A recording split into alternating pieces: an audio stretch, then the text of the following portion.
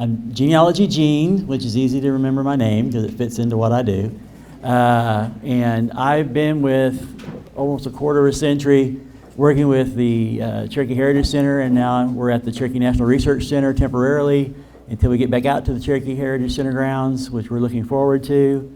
In my time with working at the Cherokee Heritage Center with the Cherokee National Historical Society, I found everything about the Cherokee National female and male seminaries very fascinating. We had educational events out at the grounds of the Heritage Center in the spring and the fall, Indian Territory Days and Ancient Cherokee Days, which brought out about 2,000 students, grades K through 12. And I would like to tell them about the trees that grow bricks. And the reason being is that when they were building the Heritage Center and whatever was left over, remnants of the female seminary out at Park Hill, they bulldozed it all into what was the basement, which had the boiler and the unit, the stuff in there that they were used to clean and everything, which I want to talk about here in a minute. And so trees grew, saplings grew, and as they're enlarged, the roots brought bricks up. Sometimes they're even embedded into the trunk of the tree. So I would encourage the kids to go around to look at the base of the trees to see if they could find any bricks from the old seminary, which is really cool. And so I just had a really interested in this, and so I wanted to talk about the kind of the history of education, a little bit in relationship to the seminaries, and a little bit study of them that I put together, and I hope you'll enjoy this. Of course, traditionally in society, in any society, there are always teachers and students learning how to make baskets, learning how to make pottery, and those types of teaching and education. And then, of course, when the United States came to formation, and because the Cherokee were fighting encroachment, some of them were fighting encroachment, and most Cherokee were fighting encroachment. And so now that the United States had formated, they realized that they were going to have to fight on a different battlefield, and that was going to require education in English in order to groom young men to be statesmen, to represent the Cherokee Nation, like John Ross, Elias Boudinot, John Ridge. And so that type of education became very important. Missionaries were brought into the Cherokee Nation for that specific purpose. And they were not there to convert, but to educate the Cherokees, and both male and girls and boys in the Cherokees community. And so they established missionary schools, and even Daniel Ross, John Ross's dad, hired tutors to teach his children how to read, write, and speak English. So that became an important part, and so I just showed the representations up here on the screen. I also found interesting is that newspaper articles, one of my favorite things to do research with are newspapers. How much goes into the newspaper article as to the actual total truth of it, or what's been added or deleted, you don't know. But I found it very interesting where it talks about the education aspect of the missionaries, and this is dated 1817 in the Hartford, Connecticut newspaper. So what I wanted to point out when we go through these slides is that I was amazed, well, no, I shouldn't have been amazed, but to find out there was not API, not the AP Press, but there would be news articles across the country in association with the Cherokee Nation and what was going on in the Cherokee Nation, especially after the removal and after the Cherokee Nation reestablished itself here in northeast Oklahoma, and what was Cherokee Nation Indian Territory, and it is today's Cherokee Nation. But you can see the article there. It just talks about Cyrus Kingsbury. He's one of the first missionaries that came in to educate, part of the mission system. Dwight Mission was an early mission, and then of course it moved from over there by Russellville and moved over to where it is today in Sequoia County. But I found it very interesting. And then of course, this is from the Arkansas Gazette up on the screen, dated May 26, 1821. And then the other article on the right is from the Western Carolina, Salisbury, North Carolina newspaper, dated 25th of May, 1824. And it just talks about the education system and the syllabary and the Brainerd missions, and you can probably read that. Well, unless you're at the back, you can't really read it. But Cherokees. Now, some of these articles, like this at the bottom on the left-hand article, it says Cherokees have gone too far in the pleasant path of civilization to return to tough and unbeaten track of savage life. I found that interesting. I don't know how savage that life. It wasn't actually savage, but that's the way the newspaper article reported it, of course. And of course, as we know, George Guest Sequoyah, came up with the syllabary with the symbols representing the phonetic sounds of the Cherokee language.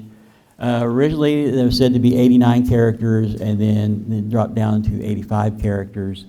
And so once the council approved it as the official language, the written language of the Cherokee Nation, they began to publish and write and translate from both English into Cherokee, like the Bible.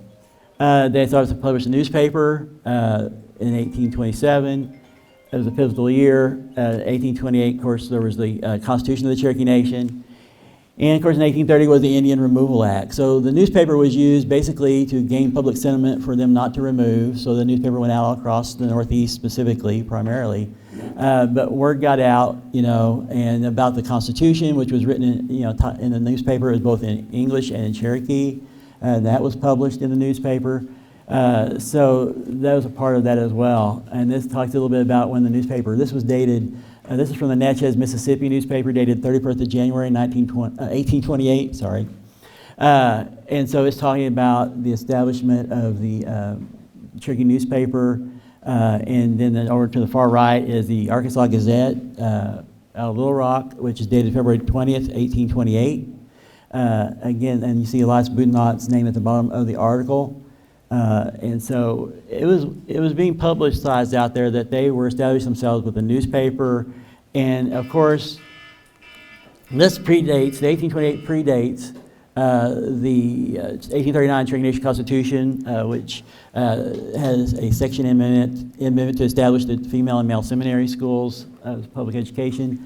They were going to model these schools. I don't know if anybody's ever seen or heard of Mount Holyoke, which is in South Hadley, Massachusetts. It opened in 1837 as the Mount Holyoke Female Seminary. It is in still existence today. It's one of 6 sister colleges in the Northeast that have been around as long as that or longer.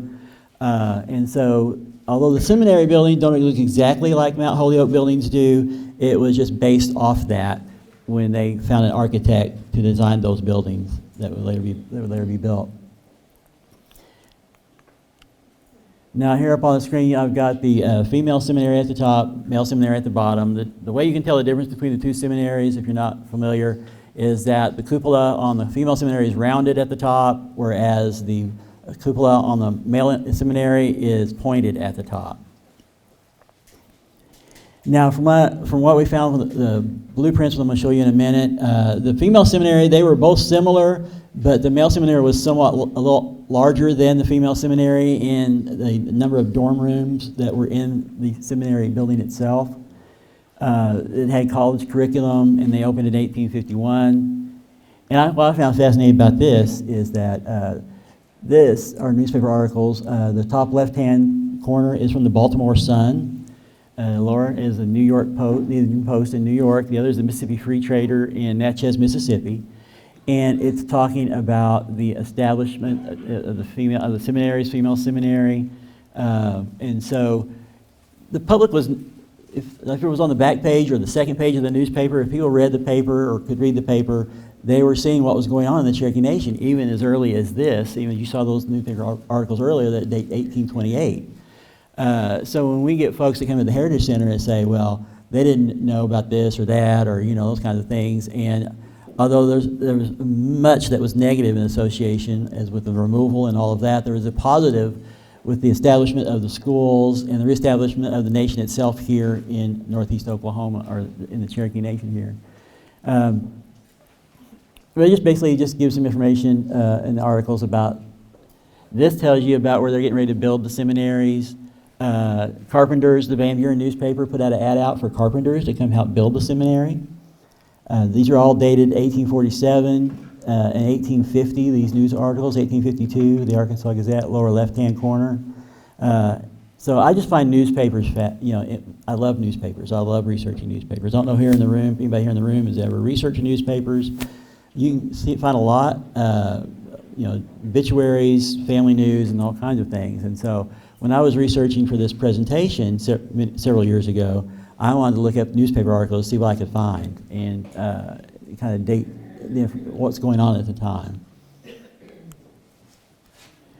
And I said the seminaries were similar to Mount Holyoke, not exact as Mount Holyoke buildings that were designed, but Tom Mooney, who was a former archivist with the Cherokee Heritage Center, when they were going to do a geo-mapping of where they believed the female seminary stood out at the Heritage Center grounds, Tom hunted high and low to see if there was any reference to the buildings, to, you know, like this, blueprints, anything he could find, and Oklahoma History Center, everywhere he searched, and then right at the end, he found it at the NSU, in John Vaughn, in the NSU archives, where it still is, where the blueprints for the male seminary are to this day. And so the top is the actual photograph of the seminary, the bottom is a sketch of it in the blueprint.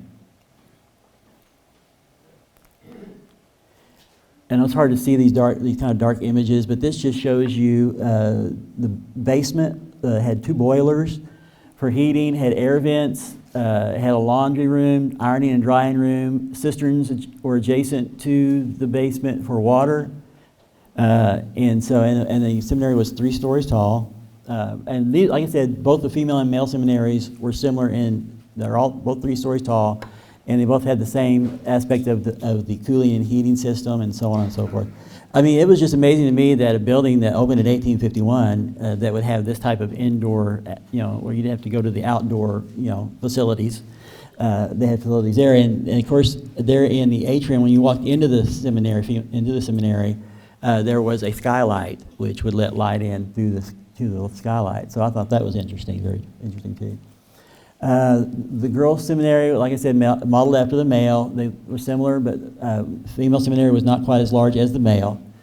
The first floor was the dining hall, kitchens, classrooms, and then on the second, and then it was covered court with skylight, like I mentioned, teachers' rooms, parlor, washroom. That was on the first floor. The second floor, there were study rooms, dorm rooms, open area to skylight, an attic with dorm rooms, closets, attendance room, a dirty linen room. And so I found these really cool. Now, it's hard to see this, but this is just interior and exterior designs, like for indoor plumbing, indoor wash tub, a drying rack, and then over to the, I don't know if this shows it, but maybe the next one, where they're designing the cupola for the male seminary. I think it's the lower right-hand corner image. So these were just totally very awesome, and finding out what was in it, you know, with it being burned and no one really knew, and I've never seen any photographs or tintypes of the interior of the female or male seminaries or photographs in the interior of the male seminary. It's interesting to see what would have been inside of it. They were built, it had in-wall dish cabinets, you know, to hold the dishes, silverware. The cherry was a lot of the wood, cherry, maple. And so the interior must have been really, and with staircases that went up to the second floor that were there in the atrium. So I can imagine that it was just like, wow, if we walked into it. They were going to do like a virtual, what it might have looked like from the descriptions with the blueprints and everything, to where you're like on a camera and you're entering, going through the front area where the columns are, and you're entering through the double doors into the front part of the seminary. And I just thought, they had that just partially done. I've never seen it finished, but it looked really cool if somebody would actually finish that and do that. Just recreate it. There's some things that they recreated, like there's a scene from Phantom of the Opera where the old theater is like all dusty and dust covered, and they start pulling up the chandelier, and all of a sudden it turns into what it was when it was still active and new. And I thought that would be really cool to do with the seminaries if somebody could do that. I am not IT savvy enough to do something like that, but using these, they could get an idea of what the interior was and everything to be able to do that. I think it's cool. The Cherokee the female students had a newsletter that they published, and they were called the Cherokee Rosebuds. The students that were there, and you can see the female seminary there. This is the most kind of well-known photograph of the female seminary. Now, as to whether this was the front or the back of the school, that I'm not sure. And what I've been looking at and what I studied, to me, and I was talking to someone yesterday about this, is that from what I've gained from photographs, I believe that the front of the female seminary faced the east, which if you've ever been out at the Heritage Center, Adams Corner, the amphitheater are on the east side of the museum building. So I believe that it faced the east. And I'll show you why here in a little bit when I get to some other slides. Then, of course, they had Literary Society's baseball team, as we know. And so it was very state-of-the-art for that time. This is just a list of curriculum that each of the seminaries would have, what time they'd have to get up, what time they'd have breakfast, and then, of course, when they had study time and class time. And then over to the right is what the different junior, senior, and the high school course was. I know it's hard to see because it's teeny tiny writing, but that's what that aspect is.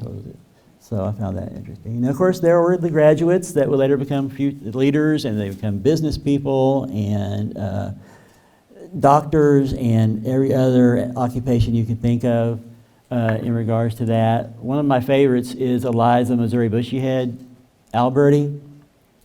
Her and her husband managed the Capitol Hotel. And after his death, she continued to manage the Capitol Hotel herself, which I thought was really cool.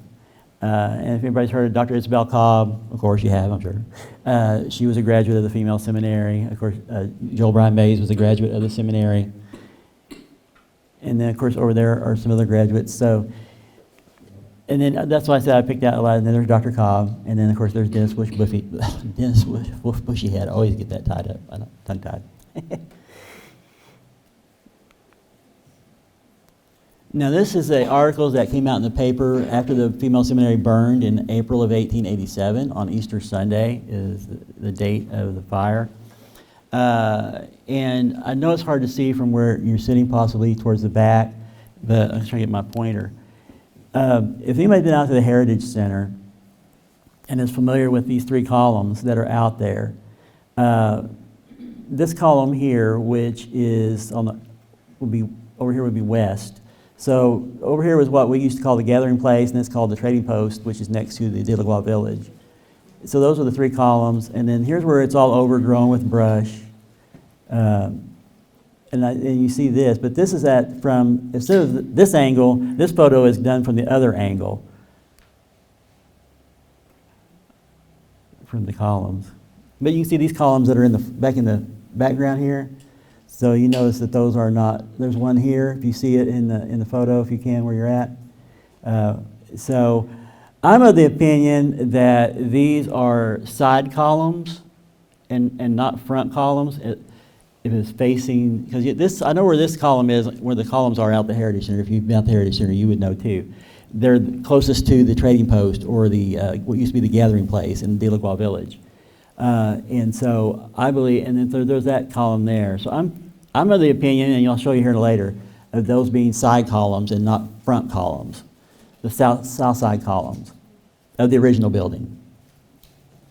But here you see the Green Bay Gazette talks about the female seminary burning, the Chicago Tribune. Of course, Chicago, they caught on fire too, and the cow knocked that lantern over. And then, of course, and this is down here in the Fort Worth newspaper, this article. What I also found when I was doing this, I found an article in the Veneta Chieftain, the Weekly Chieftain. And it's a big, huge article that kind of talks about the circumstances that led up to and what happened after the fire at the female seminary in 1887. Basically, this story talks about a minister came to minister to the girls. The teachers said that he couldn't minister to them, but they would be glad to have him over for supper. Basic is he was out on one of the side porticos, which were made of wood, and he was out there smoking his pipe, and he knocked the ashes out of his pipe and went on. And they didn't notice it, but I guess the wood dry, it caught on fire. Before they knew it, the whole place was going up. And so this kind of relates that story in association with that itinerant minister, that circuit riding minister, and his pipe.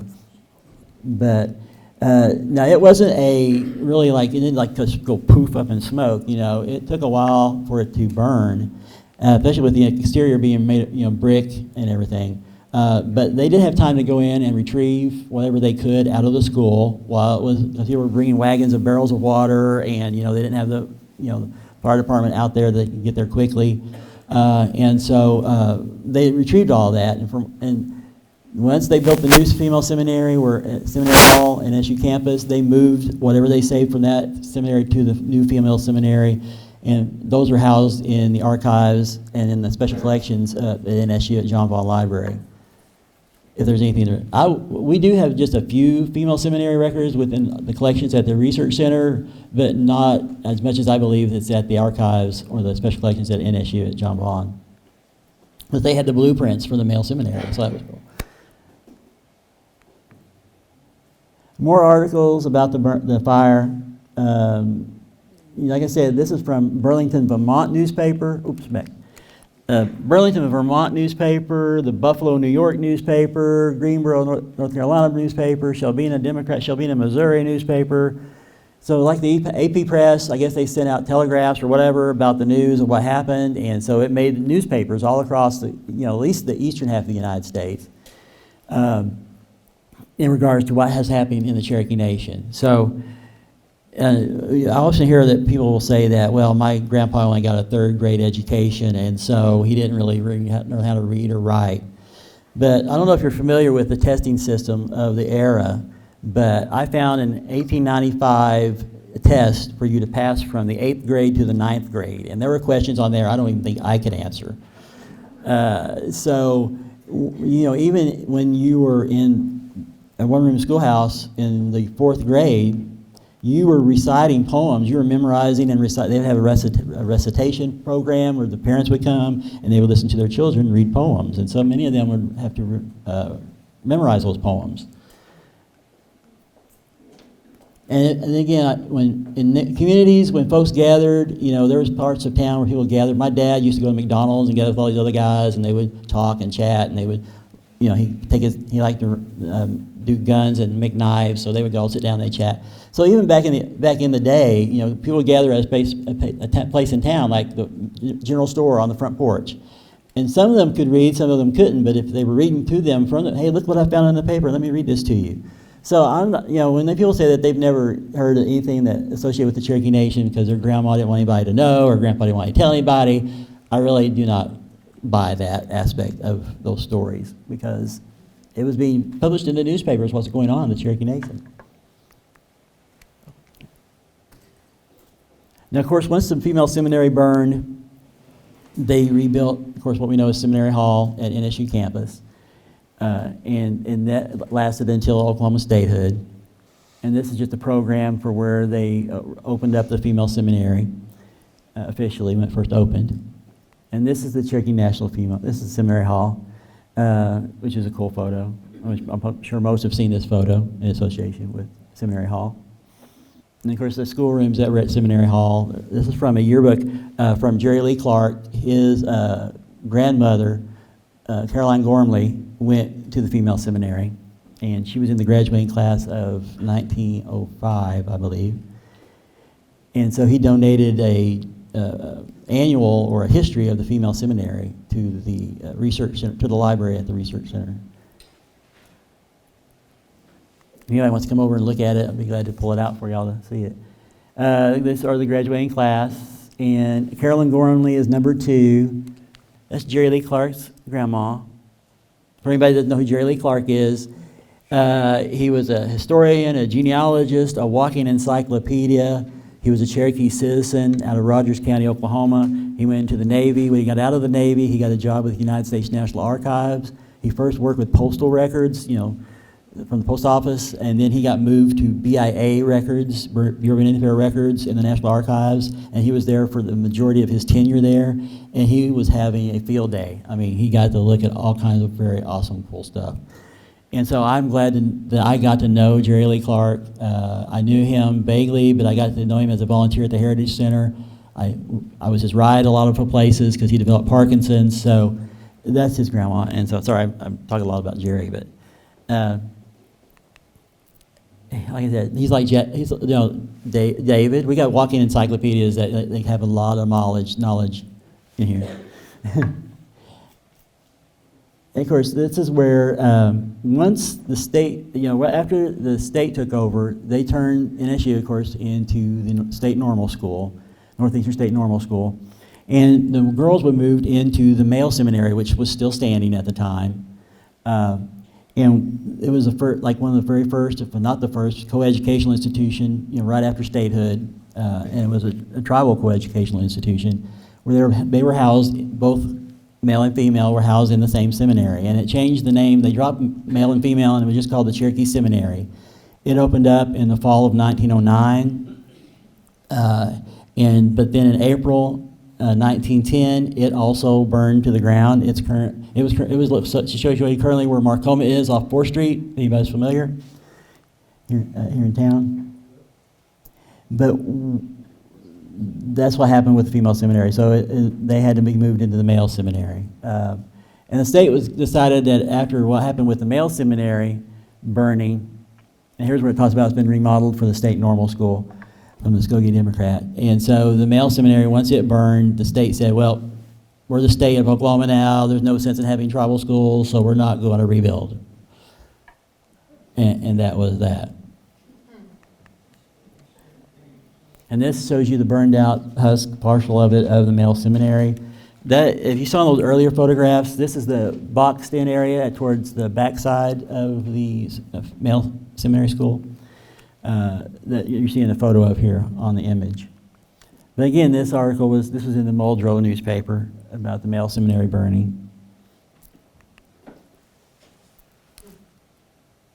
And here's more articles about it. And this was in the Nashville, Tennessee newspaper, Parsons, Kansas newspaper, Asbury Park, New Jersey newspaper in 1910 had an article about the male seminary burning, or the seminary burning down.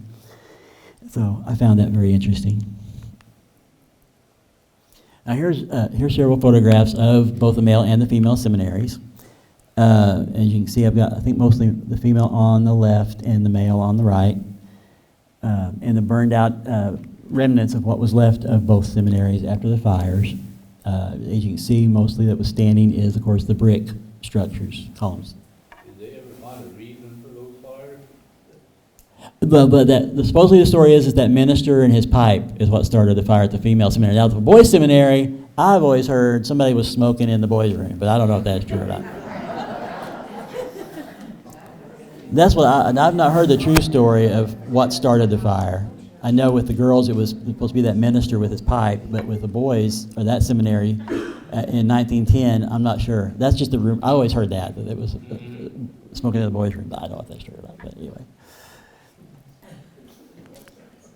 Now this is something that I did, that I was comparing and looking at the columns that are currently at the Cherokee Heritage Center in comparison to the columns of the photographs of the seminary after it burned. And I tried to highlight some of the things in association with the columns at the Heritage Center. There's a more modern photo of it down here in the lower right-hand corner. And I've tried to, now this is while they're building the museum, if you see this, and it appears before they even started building the museum. I don't know how much had been pushed up or bulldozed up in that situation. But this of course got vine covered over a period of time, because you can see this picture was taken before the one at the bottom, because they have the construction of the museum going on, the Heritage Center. The thing about they did that GEO or mapping is that part of the museum is actually sitting, or I don't know if all the museum, but a lot of some of the museum is actually sitting on what was the remnants of the old female seminary. So they couldn't get a true, because when they got done with it, if anybody's been out there to the grounds and they've gone to see the little squares and the little rounds where it's supposed to be where the columns were and where the back part of the building were, to me it didn't look big enough. I mean, from looking at the photographs and seeing and the blueprints and all of that, what was mapped out there to me didn't seem, and the reason being is that the museum building was over a portion of that original female seminary. And now over here, and of course, with erosion and weather and all those types of things, over here, the one thing I focused on was this part of this column. If you look here, if you look here, if you look here, I was looking for columns that were similar to these columns to see if I could find anything, close to be these three columns here. This is what I wanted to show, is to show that, I don't know if it's the angle of the photograph, it may be, but I believe that the columns towards the sides over here, you see this red arrow on the left, these were wider, and as they went to the center, they began to narrow. And of course, these look pretty uniform on the side, and then there's columns that mirrored these columns over here on this side.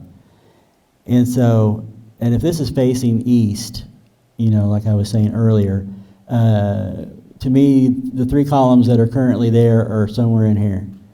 And of course, this is before it burned, of course. But it just didn't make sense the way that geomapping laid it out to me. And when you look at photographs of it, and to me, it makes more sense if it was facing east, the old homeland, facing the old homeland.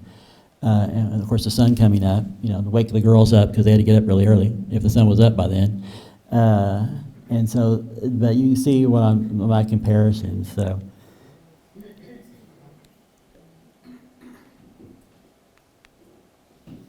And this just talks about after the male seminary burned, and it talks about the last Cherokee school gone. This is what I talked about just a minute ago, where the state decided that it was gone, they were not going to rebuild any tribal schools.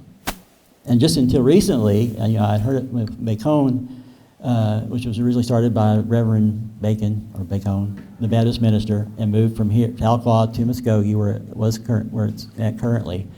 That the tribes were going to turn it into a tribal college, but then the United States said, no, we're not going to do that. And so that ended that, I believe. Well, I did not know that until recently. Because I thought that it had gone through, I thought that it was going to do that, but apparently not. If anybody else in here knows different, I do not. Over there in Muskogee. But this just talks about the male seminary, and this was in the Coffeyville newspaper, Coffeyville, Kansas.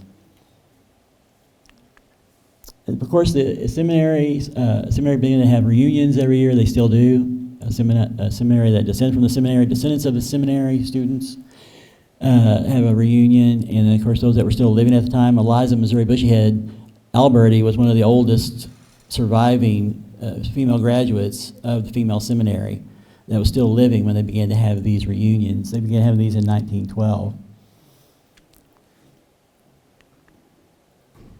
And of course, as we know, Seminary Hall today and the campus at NSU. And this is just an article about where, the college and Grant being elected to president. The Cherokee Seminary Student Association. Sorry, that's what I was going to get to in the article.